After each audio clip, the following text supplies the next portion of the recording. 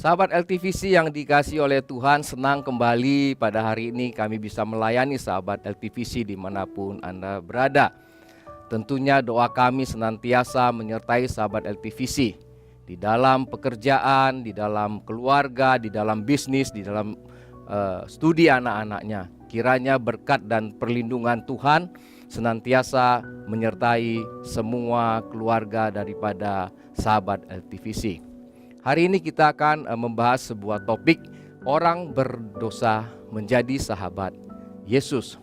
Sahabat LTVC, kita bisa membaca di Lukas pasal 7 ayat 33 dan 34. Dalam hal ini Yesus berkata kepada murid-muridnya, karena Yohanes Pembaptis datang, ia tidak makan roti dan tidak minum anggur. Dan kamu berkata, oh iya, kerasukan setan. Ayat 34. Kemudian anak manusia datang, ia makan dan minum.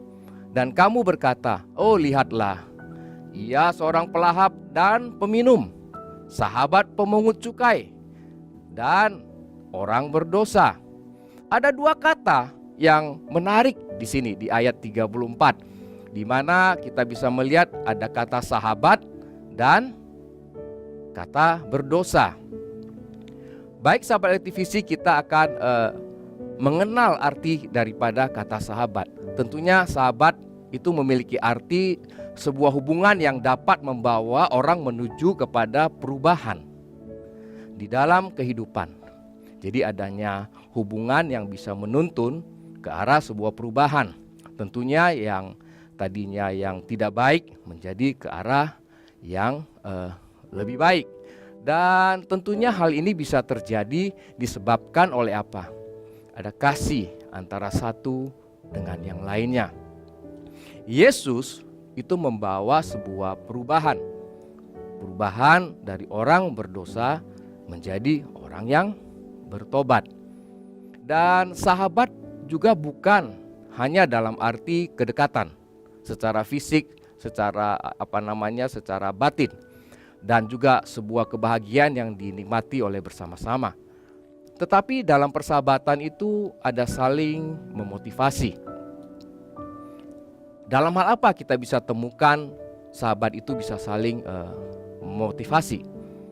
Pada saat kita studi misalnya, menjelang masa-masa akhir, menjelang penulisan skripsi atau tesis atau disertasi, tentunya sesama teman itu paling semangat untuk bisa memotivasi sesama teman. Tujuannya apa? Oh ya, nanti kita bisa wisuda sama-sama, kita bisa ujian sama-sama. Dalam hal pekerjaan juga sama. Misalnya untuk mencapai satu target penjualan yang tinggi yang belum dapat diraih, ya ada teman-teman yang memberikan semangat untuk bisa mencapai target tersebut. Atau ada teman bekerja di perusahaan lain yang udah lama gak naik jabatan. Nah tentu sebagai sahabat tetap memotivasi sahabat kita, tetap bekerja dengan baik, dengan disiplin ya, supaya apa? Motivasinya jangan turun. Dan segala sesuatu itu ada waktunya Tuhan. Dan waktunya Tuhanlah yang akan memberikan promosi. Nah tentu itu adalah perkataan-perkataan yang bisa memberikan motivasi kepada seorang sahabat. Dan anak-anak muda juga perlu dimotivasi, terutama pada saat apa? Galau, patah semangat. Terutama apalagi anak muda lagi yang putus dengan pasangan hidup, ya, atau yang mencari pasangan hidup. Tentunya ada waktunya Tuhan. Nah kalau putus, ya pasti Tuhan bisa mengirim calon yang lain ataupun jodoh yang lain. Sahabat LTVC, bukan hanya saling memotivasi di dalam sebuah persahabatan, tetapi juga saling diskusi. Tentunya diskusi yang terbuka. Dalam hal ini diskusi apa? Dalam hal membuat keputusan-keputusan yang penting di dalam hidup. Ya, seperti buka usaha baru, pindah usaha, pindah daerah, dan masih banyak hal yang lain yang bisa didiskusikan dengan sahabat-sahabat kita ya, sesama yang akrab. Memotivasi, saling berdiskusi ya. Kemudian satu hal yang penting juga di dalam persahabatan adalah berani menegur. Tuhan Yesus juga sama, memberikan kesempatan kepada orang untuk bertobat, tapi Tuhan Yesus juga berani menegur sahabatnya apabila sahabatnya itu berjalan di luar daripada rel yang sudah ditentukan. Dan kita melihat tentunya seorang sahabat sejati adalah sosok yang selalu berada di hati dan selalu menyenangkan dalam segala keadaan, serta dapat dipercaya. Amsal 18:24b berkata jelas sekali, ada sahabat yang lebih karib daripada saudara. Dan yang kedua, kata berdosa. Dari awal kita katakan ada dua kata yang menarik, kata sahabat dan kata berdosa. Nah, sebenarnya kata dosa ini memiliki arti yang sangat sederhana. Artinya apa? Tidak mencapai sasaran. Tentunya tidak ada orang yang tidak mau tidak mencapai sasaran. Untuk menggambarkan ini dengan sederhana adalah apabila ada orang yang hobinya menembak ataupun panahan, itu pasti tahu. Karena yang dituju adalah sasaran titik hitam di tengah. Apabila meleset, tentu ada lingkaran yang lebih besar yang mungkin sampai beberapa lapis yang akan menunjukkan seberapa jauh lewat daripada sasaran. Ada lingkaran pertama, kedua, ketiga, keempat, kelima. Nah, bisa meleset ke kanan, ke kiri, ke atas, dan ke bawah. Kalau dalam panahan, untuk mencapai sasaran itu perlu konsentrasi, perlu ketenangan. Karena apa? Mulai dari mengambil anak panah sampai masuk dipasang di busur dan ditarik. Itu perlu dengan tenang dan hati-hati supaya bisa mencapai sasaran. Nah, kalau dalam hal menembak beda lagi. Dalam hal menembak itu harus sigap setiap saat. Contohnya sniper itu. Di dalam setiap keadaan dia menarik senjata, dia harus dengan tepat menembak kepada sasaran. Bagaimana dengan kata Alkitab? Dosa yang memiliki arti tidak mencapai sasaran. Tidak mencapai sasaran di dalam Alkitab adalah ketidaktaatan manusia dalam hubungannya dengan Tuhan. Yang dapat dilihat melalui apa? Pemberontakan kita, pelanggaran kita terhadap firman Tuhan. Timbul pertanyaan, apakah setelah kita tidak mencapai sasaran, kita bisa kembali menjadi sahabat Tuhan? Jawabannya, ya. Karena apa? Karena Tuhan Yesus itu adalah penuh kasih. Dan dia mencari domba-domba yang memang hilang, akan dicari, dipanggil kembali. Tentunya sahabat LTVC, bagi yang menonton ibadah kita hari ini, apabila sudah jauh dari Tuhan, jangan takut. Kembali ke Tuhan. Maka Tuhan akan menerimanya. Akui semua kesalahan. Tuhan akan mengampuni. Nah, bagi yang belum kenal Tuhan, pada saat ini menonton ibadah kita, terima Tuhan Yesus sebagai Tuhan dan Juru Selamat. Ya, berdoalah dan mengaku dan minta ampun atas segala kesalahan dosa yang pernah dilakukan. Undang Roh Kudus masuk ke dalam hati. Maka dalam perjalanannya Roh Kudus akan menuntun kita menjadi sahabat Tuhan. Sebagai buktinya, mari kita pelajari.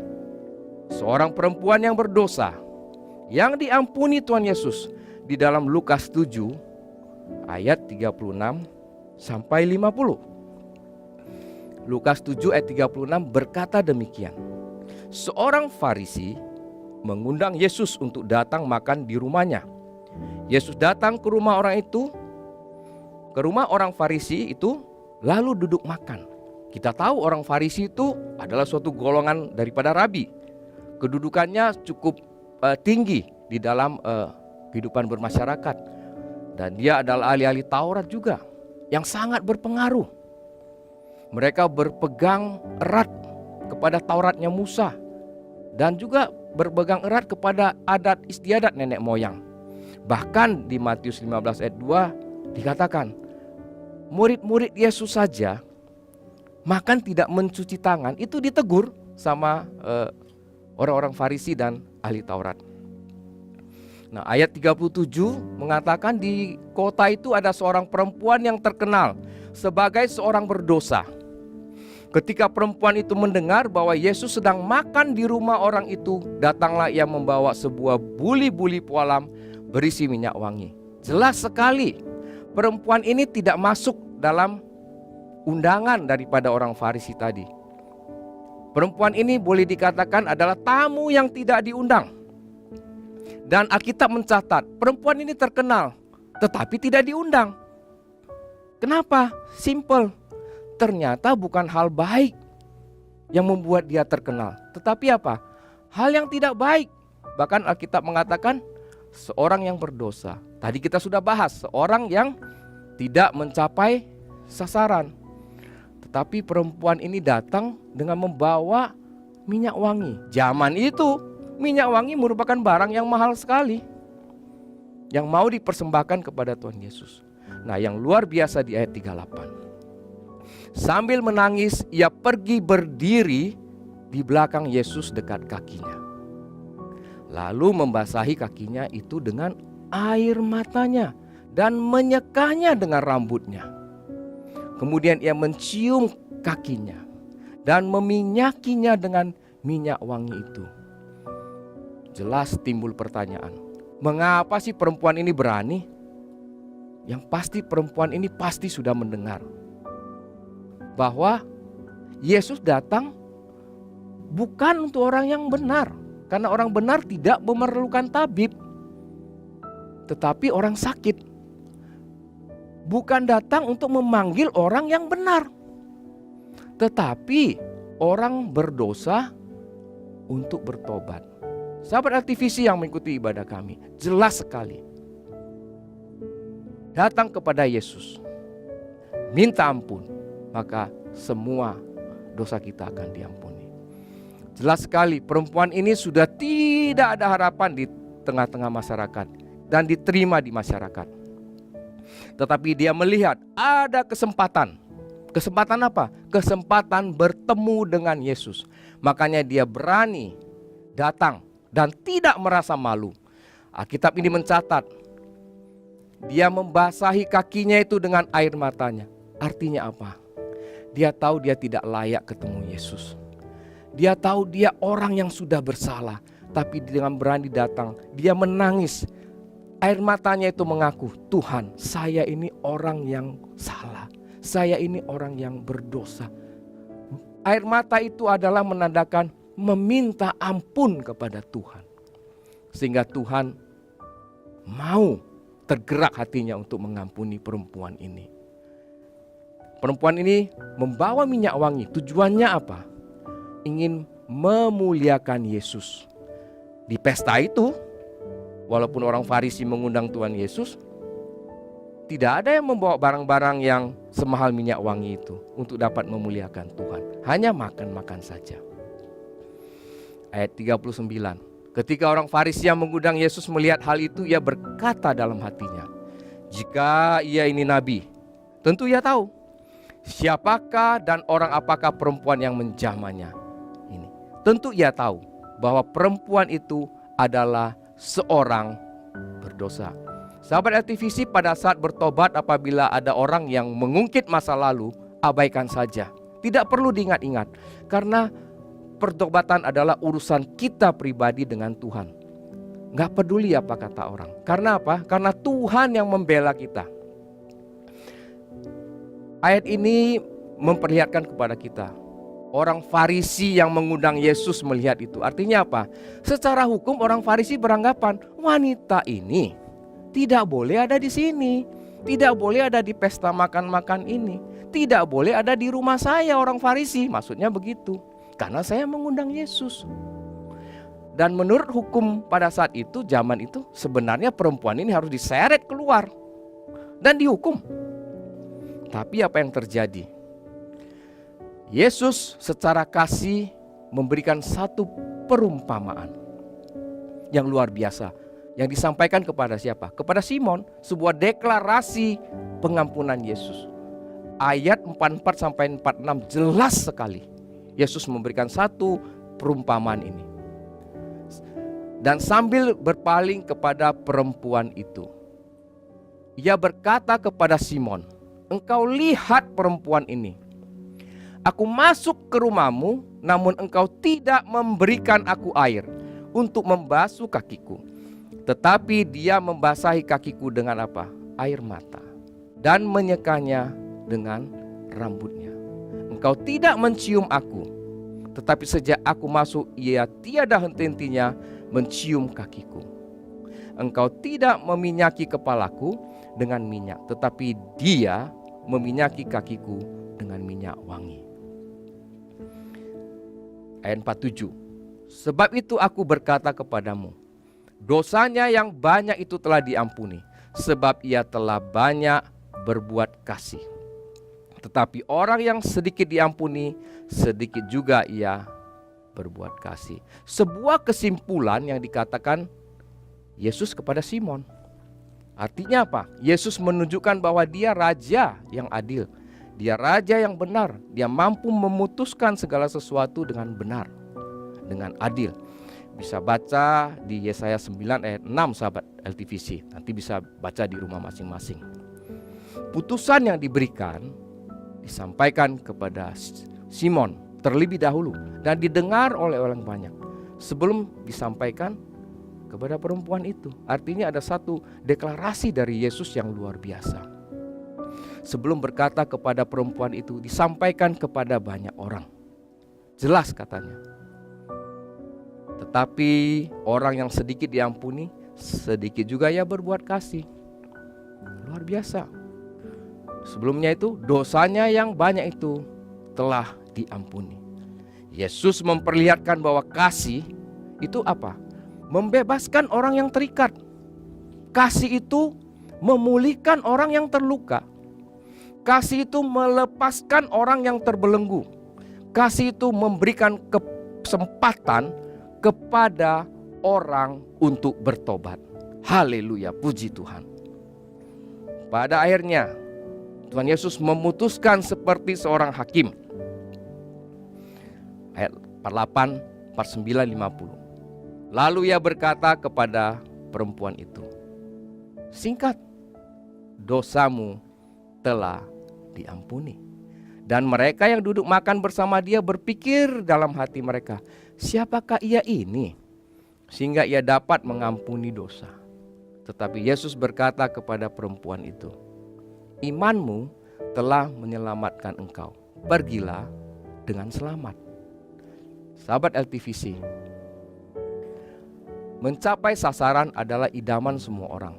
Mencapai tujuan adalah idaman semua orang. Mencapai rencana-rencana hidup adalah idaman semua orang. Menggapai mimpi adalah idaman semua orang. Tapi dalam perjalanan bisa keluar sasaran. Contoh sederhana, kita mau ke Bali, nyasarnya ke Medan. Sama-sama melewati laut. Bali juga melewati selat, ke Sumatera juga melewati antara Lampung dengan Cilegon. Tapi satu ke timur, satu ke barat. Jadi sasarannya nggak nyampe. Nah, keadaan-keadaan bisa membuat tidak mencapai sasaran.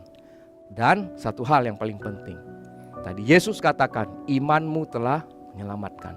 Dan iman yang tidak kuat juga bisa membuat orang keluar dari sasaran. Atau dengan istilahnya berdosa.